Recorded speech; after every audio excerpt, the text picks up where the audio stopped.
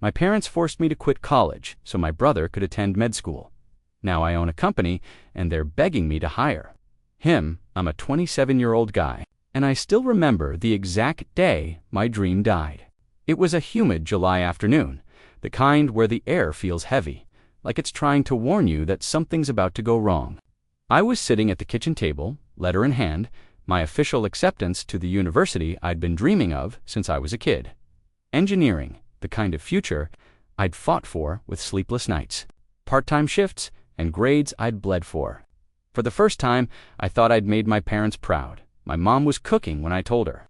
"That's great, honey," she said, barely glancing up from the stove. My dad, reading the paper, just muttered, "Good for you." I brushed it off. They weren't the emotional type. But hours later, when my younger brother Daniel burst in, waving a thick envelope with the logo of an elite med school overseas, everything changed. My parents' faces lit up like Christmas morning. I remember Dad saying, "This is incredible, Daniel. Our doctor in the making." My mom hugged him like he'd just won a Nobel Prize. I stood there, holding my acceptance letter that suddenly felt like a piece of scrap paper. Then came the conversation, the one that would carve itself into my memory forever. "We can't afford both of you right now," Dad said that night, his tone calm, almost rehearsed. "Maybe you could defer for a year or two. Help us out a bit until Daniel gets settled." I tried to speak, to remind them I'd earned scholarships, that I'd already planned my expenses. But Mom just placed her hand over mine and whispered, "You'll understand one day, sweetheart. He's got a chance to make this family proud." I didn't argue.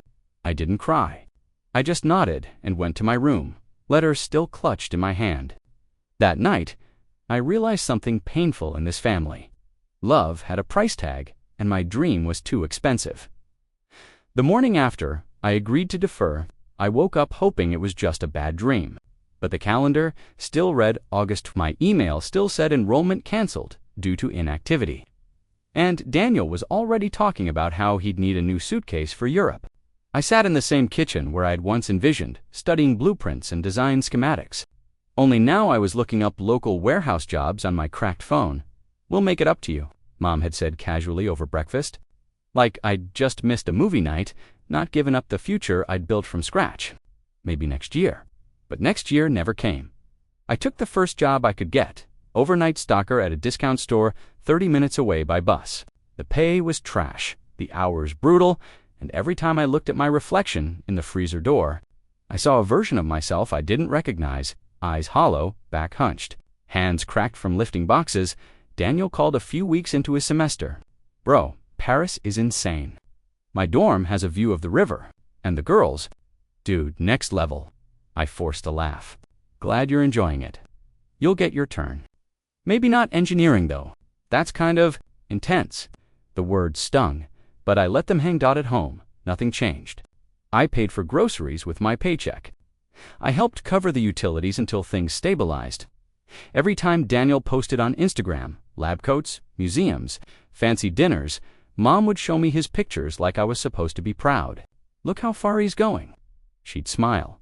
And all I could think was, he's flying first class on the runway of my broken dreams. I kept telling myself it was temporary, that they'd remember the promise, that next semester I'd get my shot. But deep down, a quiet voice had already started whispering, "They never planned to send you back."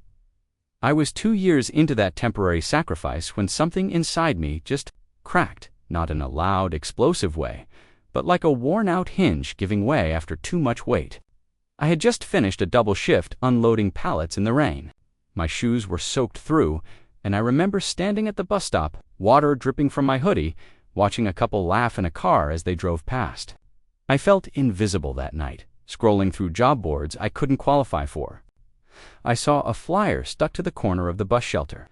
Now hiring Harlan Supplies, small local business entry level. Ask for Mr. Harlan. It was handwritten. I don't know why I kept staring at it, but something about the simplicity, the lack of pretension, made me take it. Mr. Harlan was a wiry man in his late 60s, glasses perched on the tip of his nose, with an office that smelled like old paper and motor oil. "You ever done inventory?" he asked, lighting a cigarette. I shrugged.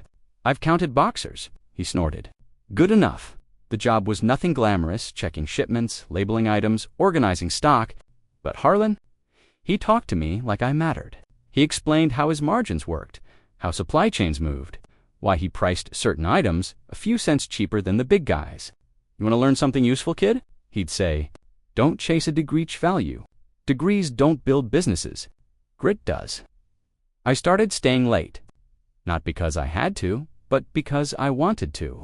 I was learning not just how a business worked, but how it breathed. I watched customers noted what they bought, when they walked away, why they stayed. I found myself taking online courses late at night, marketing basics, supply chain strategy, e-commerce growth. My days were still long, my shoes still worn, but for the first time in years, I wasn't drowning, I was building, and I didn't tell a soul. It didn't matter how late I stayed at the shop or how many new ideas I brought in at home. I was still just helping out until Daniel finished. That's how my parents framed it, like I was a placeholder in my own life. I came home one evening, grease on my hands, a tired smile on my face, ready to tell Mom how I'd helped renegotiate a supplier contract that saved the shop nearly $2,000. But before I could even open my mouth, she cut in, Daniel's professor wrote him a recommendation for a private hospital internship. Isn't that incredible? She was beaming. Dad was grinning. I nodded. Yeah, that's great. I didn't bother sharing my news at dinners. Daniel's name floated through every conversation like incense-heavy and inescapable. Daniel's first surgery, Daniel's networking lunch, Daniel's apartment view, me. I was the one scraping dishes, folding napkins, offering to pick up extra groceries on the way back from the shop, and they expected me to carry those. Silent burdens. It's funny how you can be in a room full of people who raised you and still feel like a stranger. I overheard Dad on the phone with Uncle Reese. Yes, Daniel's going places. Our younger ones, the real star, the older one, still figuring things out. That one, that broke me. I started talking less around them. Not out of anger but exhaustion. What was the point of speaking if no one ever listened? The next time Daniel posted a photo from some posh rooftop bar cocktail in one hand, captioned, "Work hard, play harder," Mom asked me to like and share it. Support your brother, she said. He's representing the family out there. And all I could think was, what am I doing then? Carrying your weight in silence doesn't count as representation. But I bit my tongue, like I always did, because somehow I still wanted to believe they'd see me. When Mr. Harlan handed me the keys to the shop, it didn't feel real. He slid them across the counter one evening, the clink echoing through the quiet store. I'm retiring, he said, eyes squinting behind those smudged glasses. No kids, no legacy. But you've got a head for this, and the heart. I stared at him. I can't afford to buy it. He waved a hand. You can pay me over time. Just don't let the place die. I was 23, no degree, no safety net, just savings scraped from minimum wage checks and a notebook full of late-night business ideas. But for the first time, someone believed in me without needing me to prove anything first. I spent nights redesigning the logo, learning branding on YouTube, sketching out social media plans on scrap paper. I cleaned the shelves, reorganized inventory, and started offering local delivery to elderly customers. Orders picked up. Reviews trickled in. A small community started forming around the shop. And I told no one, not my parents, not Daniel, not even my few remaining friends, because this time it was mine. No one could take it or diminish it. No one could compare it to med school or call it cute or temporary. At home, nothing had changed. I was still the background character to Daniel's highlight reel. I still paid part of the electricity bill. I still mowed the lawn.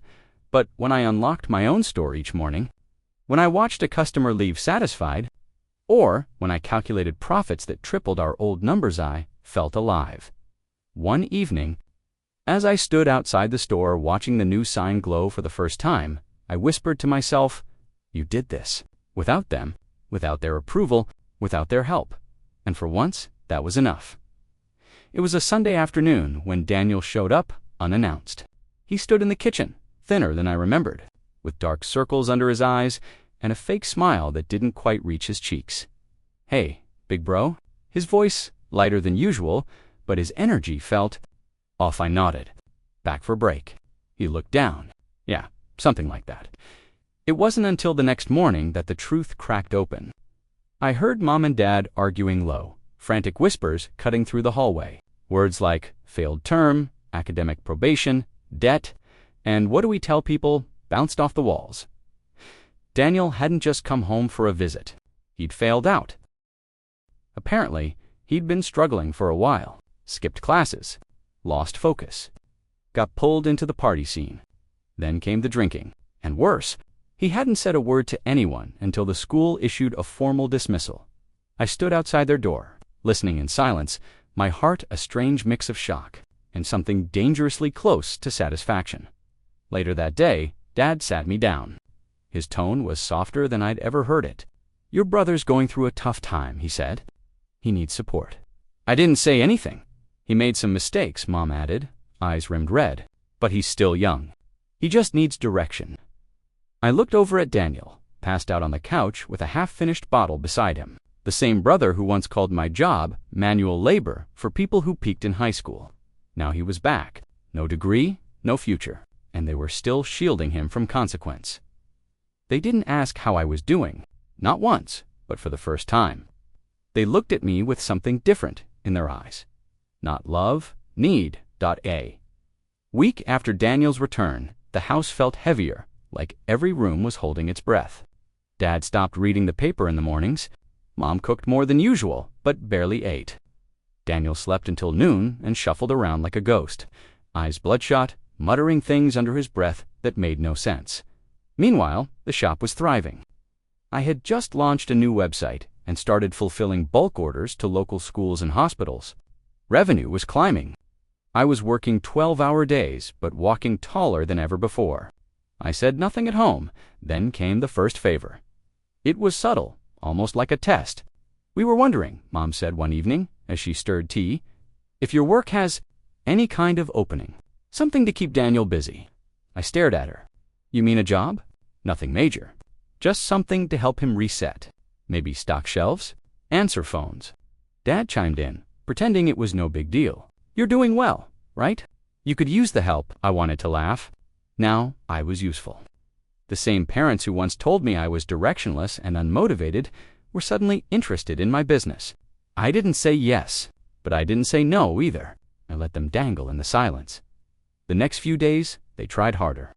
Dad asked questions about the shop. "How many employees do you have now?" Mom cooked my favorite meals. Daniel, suddenly humbled, said, "I've always admired your work ethic, bro. I knew it wasn't real. It was survival disguised as sweetness." They weren't trying to reconnect. They were trying to rescue. Daniel, using the same son they once discarded, and for the first time, I didn't feel powerless. I felt like the only one at that table who truly understood the value of work and worth. They came to my shop on a Wednesday. No call, no warning. Just walked in like customers, except their expressions were brittle, held together by the kind of desperation you can't mask. Mom clutched her purse like it was holding her together. Dad stood beside her, trying to look calm, but his fingers tapped restlessly on the counter. Daniel was behind them, hands in his pockets, gaze flicking around like he couldn't bear to meet mine. "Wow, this place looks impressive." "Very impressive," Dad echoed, eyes scanning the room as if he was seeing me for the first time. I stayed behind the counter, professional, guarded. "What can I help you with?" There was a pause. Then Mom stepped forward. "Your father and I, we wanted to ask if you'd consider giving Daniel a job. Just something simple. A fresh start." Daniel looked up, face pale, eyes glassy. "I'll do anything, man. I need to get back on my feet." I stared at the three of them, this fragile unit that once told me to be realistic when I dared to dream, that watched me give up everything and didn't blink. And now they stood in my space, asking for my help. I didn't feel triumphant. I felt numb. I leaned against the counter. "We don't do handouts here. If he wants a job, he'll need to interview like anyone else." Dad nodded quickly. "Of course. That's fair. Totally fair." Mom looked disappointed, but she didn't argue. Daniel said nothing. He just nodded and muttered, "Thanks, really?" They left a few minutes later. Awkward smiles, empty hands. And as I locked the door behind them, I wasn't thinking about revenge or justice. I was thinking about how strange it felt to hold the power they once stole from me and not use it to crush them, not yet. That night, After they left the shop, I couldn't sleep. I just lay there on my thin mattress in the back room, staring at the ceiling fan spinning slowly above me. Remembering a night that felt like a lifetime ago, I was 20. It had been about 6 months since I'd deferred college. I'd picked up a third shift to help with Daniel's tuition deposit. I was exhausted, barely eating, running on black coffee and hope. And then I made a mistake. A stupid, human mistake. I snapped at Dad at dinner. Told him I was tired of being invisible. That I didn't want to wait another year or just be patient. I said, word for word, I feel like I don't matter unless it's about helping Daniel. He didn't yell. He just stood up, walked to the kitchen, and said, if you can't respect this family's priorities, maybe you shouldn't live under this roof. Mom didn't stop him. I left that night with a backpack, $40, and the humiliating echo of her saying, it's just for a little while. I spent the next few weeks sleeping in my car behind a gas station, brushing my teeth in public restrooms, applying for jobs on stolen Wi-Fi. I ate crackers and bananas because they were cheap and lasted long. Every time my phone rang, I hoped it was anyone from my family checking on me. No one called, not once. The only thing that kept me going was the rage simmering beneath the shame. That, and a quiet promise I made one night, wrapped in a blanket in the back seat of my car. One day, you will need me more than I ever needed you. And I won't forget now, years later. They were knocking on my door with outstretched hands, pretending none of it happened. But I remembered every damn second. Daniel showed up the following Monday at 9 a.m., sharp dressed in a button-down shirt. He clearly hadn't ironed. Hair still damp, eyes twitching with nerves. I met him in the front office, clipboard in hand. Not a trace of brotherhood in my voice. Let's begin, I said flatly. He blinked. Wait? Like an actual interview? Yes, I gestured to the seat across from me. This is a real business. You want a job? You sit through the process like everyone else. He swallowed hard and sat down fidgeting. I ran through basic questions, things even a high schooler could answer. What would you say are your strengths? I'm good with people, he offered. Define good? I asked. Scribbling on the clipboard, even though I didn't need to, I watched the cracks appear in his performance as he fumbled through answers, exaggerating experiences that didn't exist. I asked about teamwork, time management, problem solving. Every answer was vague. You said you worked in hospital admin during your internship. I said, can you explain how you handled patient intake during peak hours? He froze. I mostly shadowed, observed stuff. Noted, I said, flipping the page. The silence stretched. I could feel him shrinking across the desk. The same Daniel who used to mock me for playing shop when I started managing inventory. Now he couldn't even explain what a PO number was. Finally, he muttered, you're really enjoying this, aren't you? I looked up. No, I'm treating you exactly how I treat any underqualified applicant. He didn't respond, just nodded, jaw clenched. When the interview ended, I stood. Thanks for your time. We'll let you know. He stared at me like he was waiting for a wink, a joke, something that said, we're still brothers, but I gave him nothing, because I wasn't interested in offering comfort. I was interested in offering consequences. That Friday, Mom invited me over for dinner. Just the family, she said, like that word still meant something whole. I hadn't stepped foot in their house for months, maybe years. But I went, not for the food, for the reckoning. The table was set like nothing had changed. Dad at the head, Mom fussing with the salad. Daniel slouched in his chair, poking at his plate like he was too tired to pretend. So, Mom said, smiling nervously, did Daniel do okay in the interview? I took a sip of water and looked around the table, the same one where I used to sit quietly while they raved about Daniel's scholarships, his grades, his future. He didn't get the job, I said plainly. The room went still. Mom blinked. But, he said he tried. He did. I nodded. And he failed, miserably. Dad cleared his throat. Son, maybe you're being a little harsh. He's been through a lot. I leaned in, calm, direct. We've all been through a lot. But only one of us was ever allowed to fall apart and still be handed everything. Only one of us was told to sacrifice his future for the family and then forgotten like he never existed. Mom opened her mouth, but I held up a hand. He told me he was the future. That I'd understand someday. Well, I do now. I was never the son you bet on. I was just the insurance policy. Silence, thick and suffocating. Daniel looked up, eyes glassy. I said I was sorry, man. You never said it. You expected me to forget. To move on without healing. I stood, pushing my chair back. I built everything I have without your help. Without your encouragement. And I'll be damned if I start handing it over now just because your favorite son needs saving. I didn't wait for a response. I just left. And this time, no one followed me. It's been a year since that dinner. A year since I finally said out loud what had been rotting inside me for most of my life.